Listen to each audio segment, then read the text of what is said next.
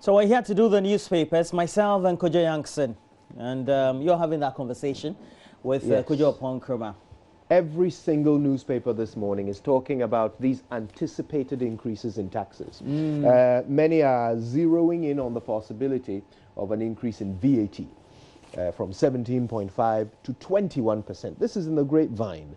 It hasn't been, these specific numbers have not been confirmed by anyone. You mean the numbers? But yes. What has been confirmed by at least government sources? Well, I think we can be pretty sure that there is an intention to increase some taxes. Government keeps talking about raising revenue. Kojo Nkrumah, who will be joining us later today, has spoken about this. And he expects the people of Ghana to support government's calls or government's plans to raise revenue so that they can provide social interventions and, fulfill promises. So today we'll interrogate it. We'll see how accurate we can get in terms of what to expect. I know that it might not be so easy for Mr. Nkrumah to tell us the specifics of what will be announced by the finance minister, hopefully. In the mid-year budget. That's right, that's right. However, I think the anxiety that some Ghanaians may be feeling at the moment deserves a little more clarification from government. And so I'm hoping Kojo will provide us with that when he joins us later. But every newspaper is reporting it, every single newspaper talking about the proposed tax increase. Every newspaper except the Daily Guide. And actually, weirdly, and the Business and Financial Times, they didn't go there either. Well, they had talked about it before the close of the last week. That's true. I think that's true. So perhaps it's a matter for tomorrow and beyond. We'll see how that goes with that discussion. Right. Okay, so interesting. Shall we start with the Ghanaian Times? We should. All right then. Banner headline: Provision of infrastructure and resources. Prepare for free SHS graduates. And that is actually what Otumfuo is urging universities to do. I guess he's looking into the future. In 2 years' time, we'll be getting the first cohorts of free SHS coming through. And the expectation is of increased numbers, in the tens of thousands. And so his call is for for tertiary institutions to increase their capacity in anticipation of this. Not just the first cohort, but then several cohorts to come after, who will all, we expect, have larger numbers. But then the question is, how many of them will pass? Ultimately, we're going to find out once and for all the effect of the increase, the increase in numbers, in the schools on the quality of teaching, and therefore the performance of the students. Well, so it's an argument that was anticipated, but I don't know whether truism that has been experienced. We've had, is it a full year of implementation, or an almost full year of implementation of free SHS? So we'll see how that goes. And I don't know whether as media also we've been doing the checks regularly to perhaps ask those who tend to teach these students about the level of teaching and learning vis-a-vis the performance of the students that they teach. I think it's something that we should have some hands. Roland, I don't know if you remember, but something very strange happened when the free SHS was implemented. The media, particularly media houses like ours, immediately started to ask questions. How will you fund it? How do you make up for the infrastructure gap? How do you ensure that you still have quality teaching and learning? We started asking these questions, and the government's reaction was weird. Rather than taking these things into consideration and telling us how they will be dealt with, they became extremely defensive, suggesting that those are not as important as making the thing free. Okay, there was a desire on the part of government to properly frame this intervention as some sort of winning move that cannot be questioned. And so all of these other questions that the media were raising were seen as criticisms or attempts to dim the light of free SHS. And so the engagement of government on them, to my mind, was not satisfactory. And we didn't see and hear enough about what they intend to do to fix these problems. So now Otumfuo is making this all-important suggestion that, look, you need to increase your capacity if we're going to have more people coming through. But the question is, are we going to have more people coming through? the free education, is it actually going to result in more people passing WASI? To meet the criteria by which the universities or the tertiary institutions could admit them. Indeed. Well, we have to ask the teachers. And we know that because of perhaps the perceived high-handedness of the supervising and policy institutions of the education service, many of these heads and teachers have become unwilling to answer critical media questions whenever they are raised at the point in time, either by a parent, by students themselves, or by communities. We hope that we can get some responses, though. And we're also hoping that, well, the intended taxes are only enough for funding free SHS. You know, it's because funny. we have a lot of free things now we're enjoying. You know, it's funny. Governments have a way of putting the fear of God into head teachers and making them run and duck for cover. Previous government made them hide under their desks because they were not paying their bills.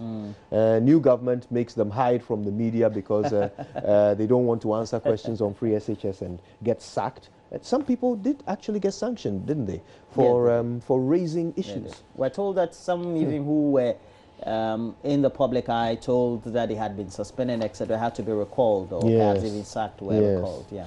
All right. Which other stories do we have? Also on the front page, 2 million students to be equipped with entrepreneurial skills within 5 years. That's Dr. Awal, the Minister for Business Development, making that announcement. Also, 37 Military Hospital Pathology Lab becomes West Africa's first ISO accredited lab. I think they mean ISO certified lab. France are world champions, and government declares 1 month closed season for fishing. Let me see where I'll take you first. I guess the 2 million students. Okay, this is great news. I'm very happy that the Minister for Business Development is looking to the future, seeking to train students at the secondary level, so that when they come out, the pursuit of a paper qualification is not the only option available to them. Now, the figures are pleasing, okay? 2 million over 5 years. That's interesting. We have about 120,000 students graduating per year.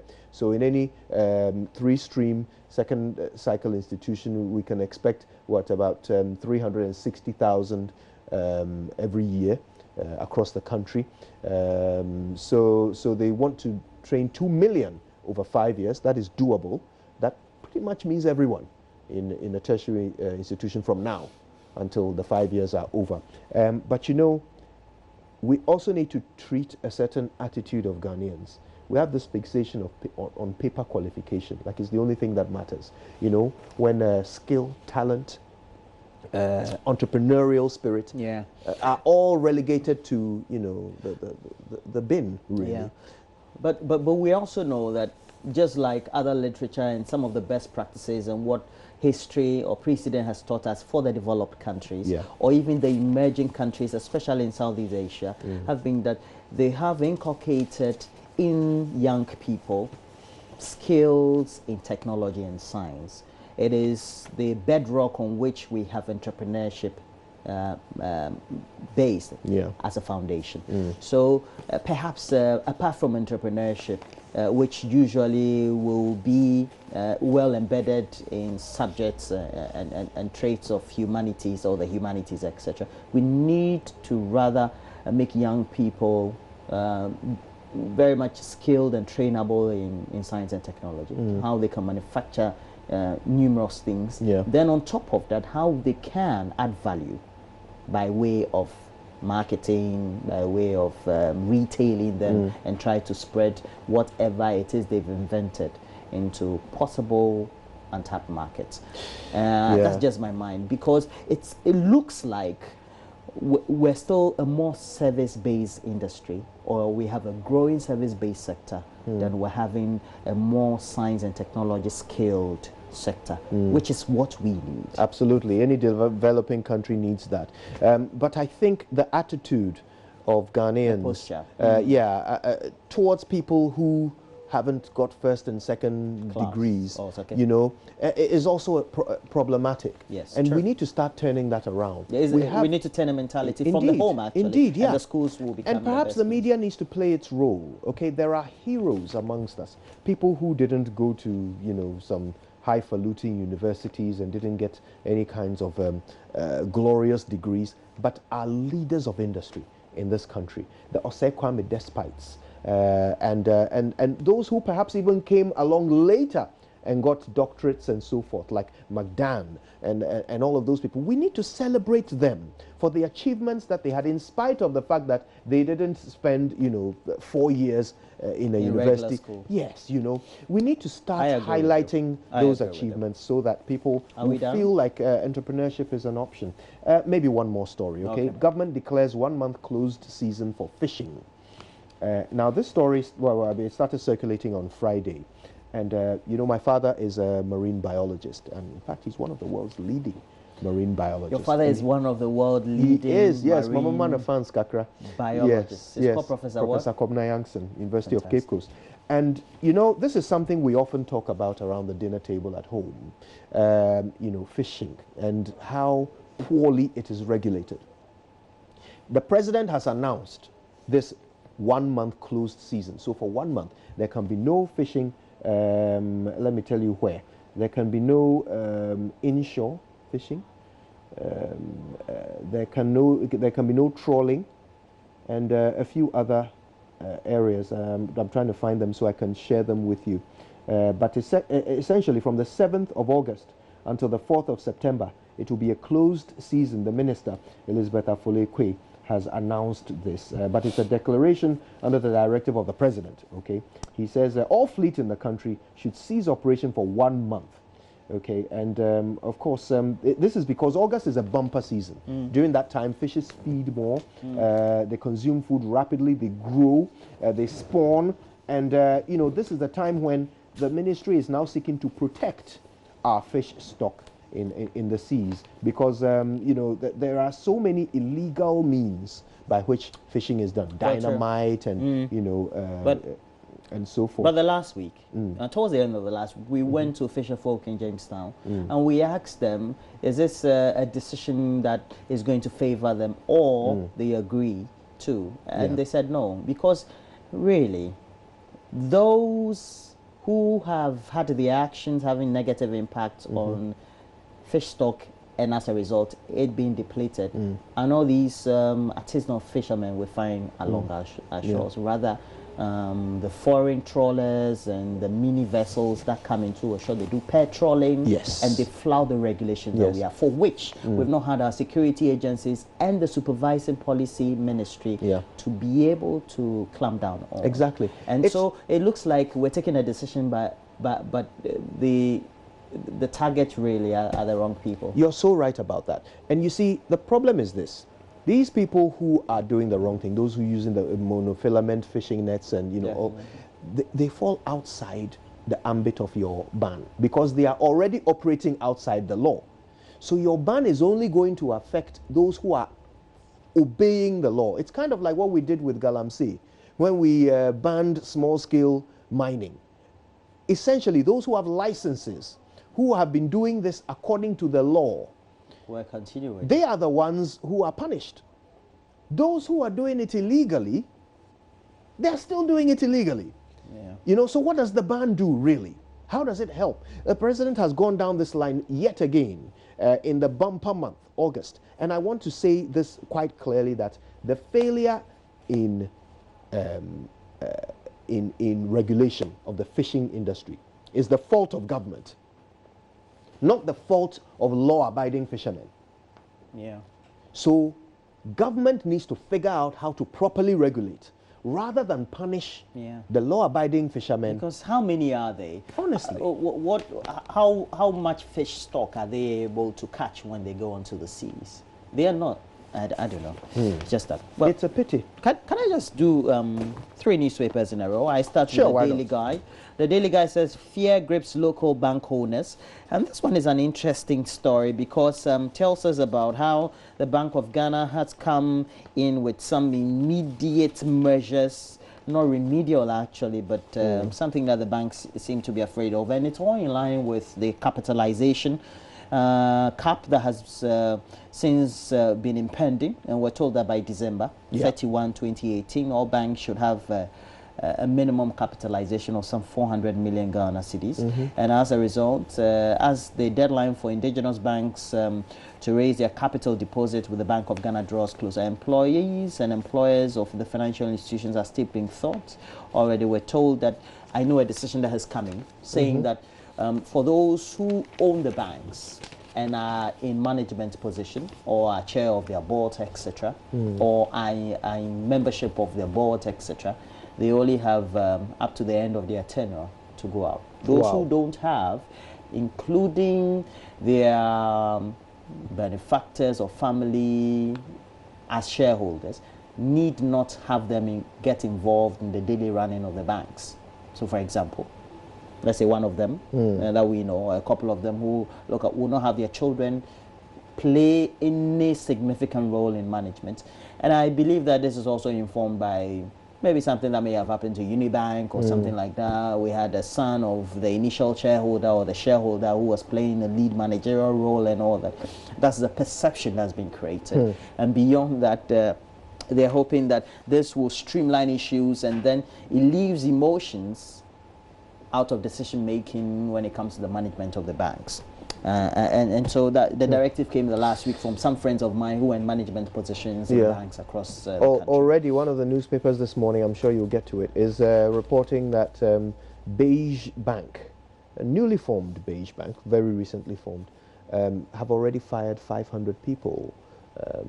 And they are reporting, the newspaper is reporting that this is directly as a result of Bank of Ghana measures. Okay, and there are more to come. You know, I reported, I mean, we discussed the new measures, the international measures that the Bank of Ghana are going to start. That's right, are going to start implementing here. And I've got to tell you, there are many banks who are concerned that they may not meet the capital requirements. But for me, I want people to remain calm. I want it to be clear that this ultimately will be good for customers of the banking sector. Things will be more secure for customers of the banking sector, even if we are left with only 3 banks operating. It means that they have met the requirement. They could also be streamlined and well supervised by the Bank of Ghana. We don't need all that emotional attachment to the bank, saying that, well, we have shareholders who are locals and they belong to Ghanaians, but if they're flouting regulations, then they don't have to be brought under the hammer, so to speak. We have Gabi Blast Mahama. Is an ongoing social media feud started by private legal practitioner Gabi Asariochi Dakun, who made a post, etc., about it. Just follow him on his social media page. You get to have a lot of comments also being made on that. He also made some comment about, I think he asked a question whether Ghanaians were or not in favor of taxes to be introduced on VAT. That could, or the upward adjustment of VAT itself, that could help government, you know, meet its responsibilities and free SHS and the others that we have, the pro-poor programs the government has implemented to the benefit of all Ghanaians, so to speak. House of Chiefs splits over Blair apology, and we know what the gentleman you interviewed, there's a chairman of the New Patriotic Party, said about what was the description of Togbi Apada, who is the paramount chief of the Asogli state. He was very peeved about Togbi's alleged comments. We know what that has been said, but let's quickly move on as well. We have the finder. Wasi Varsity eludes 193,882 candidates. They failed to obtain A1 to C6 in mathematics. I'm trying to get a grip on these current ratings or grading systems that we have. I was used to A, B, C, so I'm an old school, I guess. Yeah, A1, C6. I always have to ask, so what does C3 means, or, you know, I have to ask. Beige Bank sacks over 500 staff. New Bank of Ghana measures could cause over 5,000 job losses across the spectrum of the banking industry, and that's what Kwejo had been alluded to earlier. Government to train 10,000 SHS students annually in entrepreneurship. It's very good. You have to keep telling people, children, that they don't have to stick to regular jobs, and also just in case something happens what do they need to do for themselves. I guess that's why the more developed countries are better off than us. Minority kicks against 90 million Bunso University. That's a $90 million university. And well, we have all that there. Let me do a last one, Kwejo, and then you can do maybe which Daily one is Graphic? the Daily Graphic. Then we'll go on to the online portal. The Daily Dispatch says that the MPPs of WUSU and NDC's force are angry over $4.5 million fee to monitor contract. It's also had raised issues. It's the first Deputy Speaker of Parliament, Joe Osei-Wusu, expressing utter shock at a whopping $4.5 million consultancy fee that is expected to be paid to monitoring consultancy and a monitoring consultant over a 6-year period. And his comments follow Parliament approval of a report of the Finance Committee on the financing agreement between the Government of Ghana and the IDA for an amount equivalent of some $110 million. Oh, okay, I think it's euro, equivalent to $150 million US, and it's a special drawing right to finance the proposed transport sector improvements projects. And sometimes, you know, I don't know, just I come back to contest for NDC national organizer position, we're told. Stop the noise about lifting Obano Galamsey. Okay. Well, all right then, very quickly through the Daily Graphic. Prepare for graduates of free SHS, Asante Hene tells government. We've talked about that already. Anxiety builds over budget review. Finance Minister says mid-year package good. And details are on page 3 of the Daily Graphic. You can certainly educate yourself there. Now, on page 20 of the Daily Graphic, there is a story, Roland, that might leave you gaping at the mouth. So, ASA Savings sued for child kidnapping. ASA, a savings and loans company, has been ASA, sued. how do they spell it? ASA. Okay. ASA Savings sued for child kidnapping. Get this. 2 employees of the Elmina Zongo branch of the ASA Savings and Loans Company Limited, who allegedly kidnapped 2 children because their mother owed the company, have been sued for assault, battery, kidnapping, and false imprisonment at the Cape Coast High Court. Roland. So their father, the father of the 2 children, sued on their behalf. His name is Mr. Theophilus Atipo. He's asking for general damages in the sum of 1 million Ghana cedis for the psychological and emotional pain, trauma, anxiety, and distress that the minors have gone through. Look, I really hope he wins. If the facts are borne out in court, I hope he wins. Because to be perfectly honest with you, some people act as if this is the Wild West. Some people operate with an unpardonable lack of understanding of law. How can you seize somebody's children because she owes you money? And this is somebody who is working for a financial institution, so I'm going to assume a certain level of education. You seized her children. And look, there's a statement that he made. He said that sometime in 2018, his wife took a loan of 3,500 Ghana cedis. According to the statement, the woman partly repaid the loan, was left with an outstanding amount of 700 Ghana cedis. They agreed to pay that amount in weekly installments of 190 cedis per week. The wife defaulted in paying the 190 Ghana cedis agreed upon, managed to pay 120, but on May 2nd, 2018, while the children were at home watching TV, these 2 employees, Klusui Fiawotofo, I hope I've said the name right, and Afi Kwewu, forcibly entered the plaintiff's house, took the 2 children without the authority and consent of the plaintiff or his wife. They took the children away, threatened them to produce their mother, else they wouldn't be released. As young as these children were, they were crying for help to no avail. They shook the children violently, according to the statement. Younger child defecated on herself out of fear. They were kept by the 2 defendants and at some point left unattended for hours in some unknown place. And now where the they case were is denied. before Yes. the Cape Coast High Court. Yes, indeed. Yeah. Roland, Let the court work. Let the law take its course. Yes, if these facts are borne out in court, I certainly hope that this savings and loan company is made to pay, and these 2 employees are jailed. I hope there's a criminal case brought against them.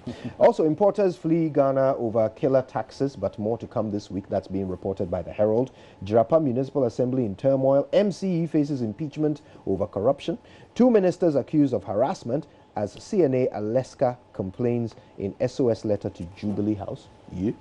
All of those details are in the Herald newspaper. Business and Financial Times reports Bank of Ghana readies cybersecurity directives.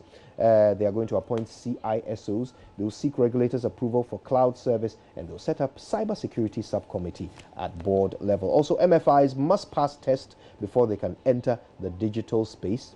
Good. Microfinance companies, obviously.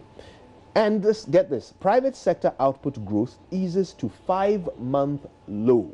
So private sector is not doing well in terms of their output this year. Relatively. Yes. Relatively. Yes. And because we've seen an exponential growth in the services sector, I believe, over the last year. It's just that we're witnessing some lows in comparison to what we had witnessed over the last year. So this government must be concerned, because one of their major promises was about how they were going to boost the private sector as the engine of growth, and turn this economy around on the backs of the private sector. Well, I think that, sometimes they say, like, the top footballers of the world, or even top musicians, you're judged by your own yardstick and benchmark. So Lionel Messi does well, and when he's a bit below par, they said that Lionel Messi has failed. But even though that's tag of failure, is still well above the expected benchmark of previous.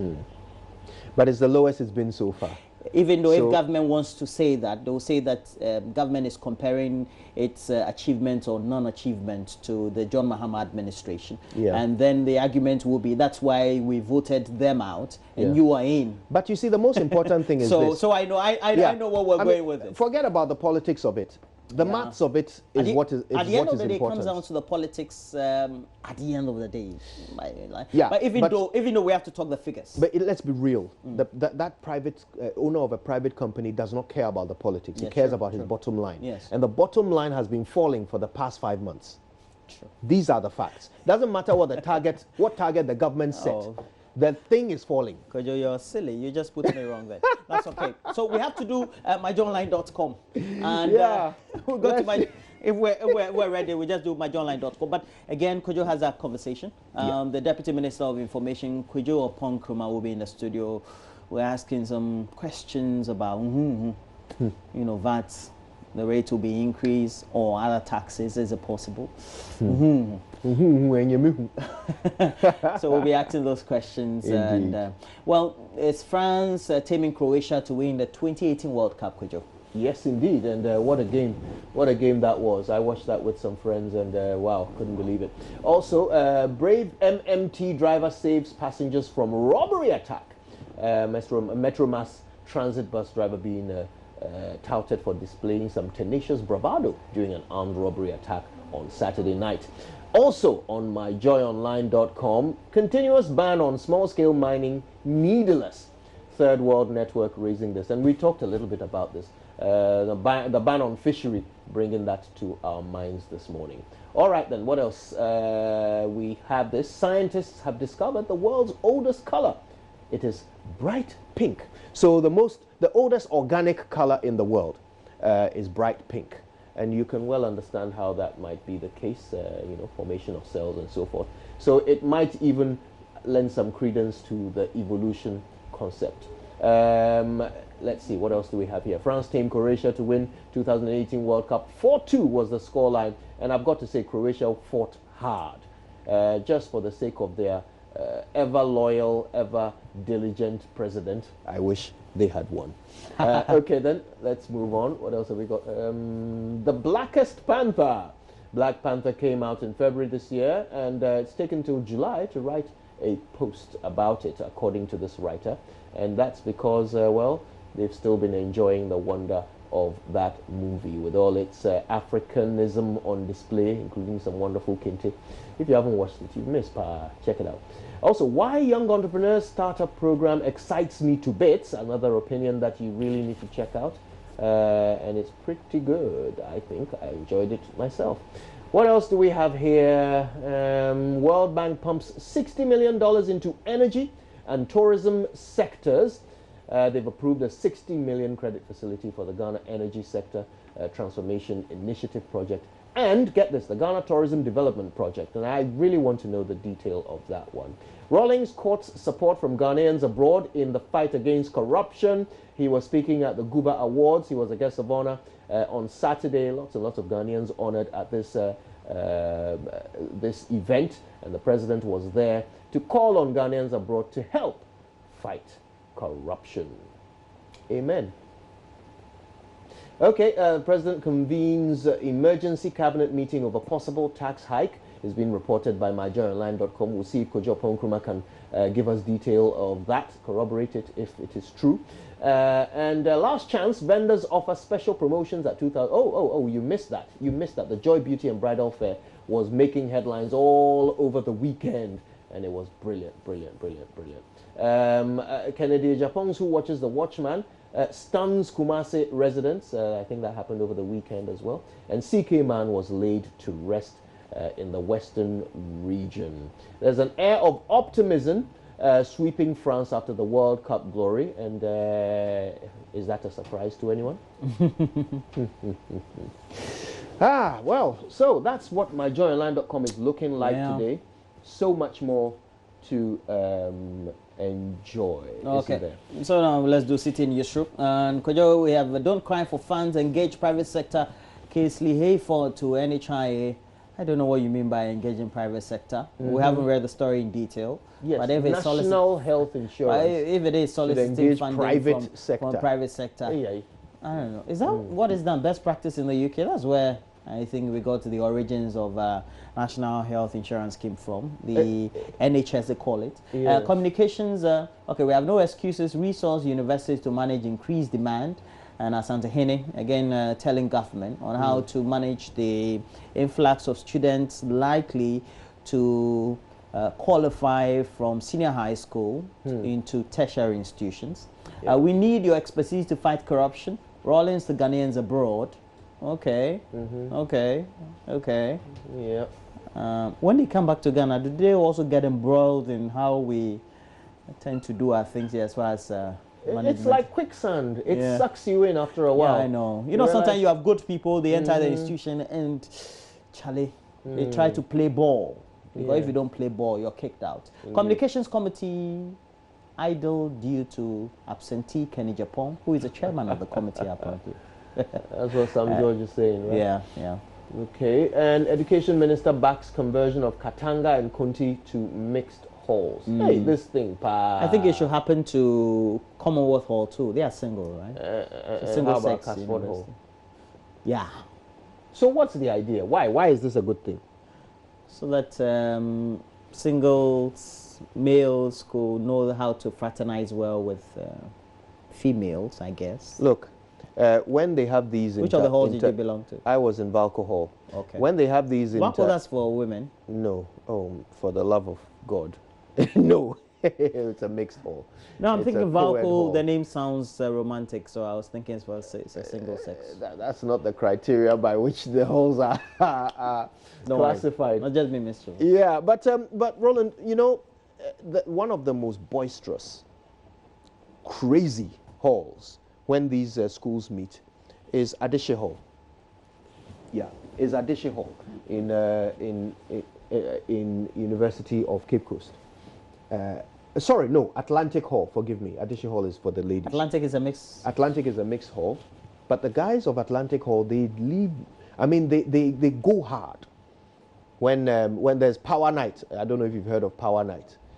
These guys will strip naked and do all the things that you will see the Commonwealth Hallers or Casford Hallers do, which people are attributing to the fact that there are no women there. Look, I don't know if the presence of women will tame these young men who are high on testosterone and seeking to disrupt society. I really don't know whether this will make even an iota of difference. But hey, somebody says it's a good idea, and that's how we do things here in Ghana. No scientific study. Somebody thinks of it. It sounds good, so everybody backs it, and then it gets done, and then it fails. I think that sometimes we just need a certain balance. We should maintain single-sex halls across institutions. There's nothing wrong with it. It's not the fact that they are there on their own. There are no women that causes them to do things that people disapprove of. No, look at the root cause. Yeah. Look at the root cause. Anyway. If really things are getting out of hand, look at the root cause. It's nothing to do with an absence of women, honestly. Honestly. All right, so we have the BBC, the Africa Paces. My neighbor is a rapist, and apparently in South Africa, township of, I haven't mastered this name, Diepsloot. Should be some Afrikaner name. Where are we? Diepsloot. Diepsloot. Diepsloot. You've been there? Because the way you mentioned it, you mentioned with a Never certain in my finesse life. And I may well have got knowledge. it wrong. I may have got it wrong. But that's my guess. Diepsloot. I was saying Diepsloot. When the sloot is deep. So vigilantes apparently, they are burning rapists to death in that township. Scary. And you know, we tend to have rates of crime, but particularly rape, going high in South Africa. Yeah. It's one of the countries noted for Yeah. that, unfortunately. Yeah. I'm not saying it's a good thing. Rape, but robbery. in Tanzania, and you know, is it Magufuli that he's called? That man goes hard.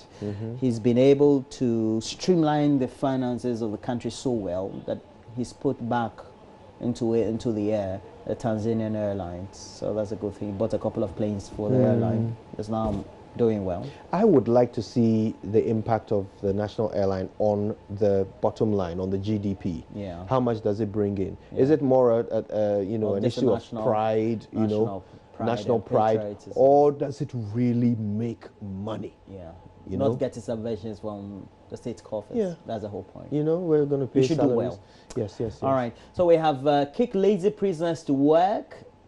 So it says President Magufuli says prisoners should work long hours, grow their food, and have no conjugal rights. No conjugal rights. Yeah. Okay. Djokovic, though, has beaten Anderson to win Wimbledon. So, congratulations. All right. So that'll be it for the reviews we have this morning.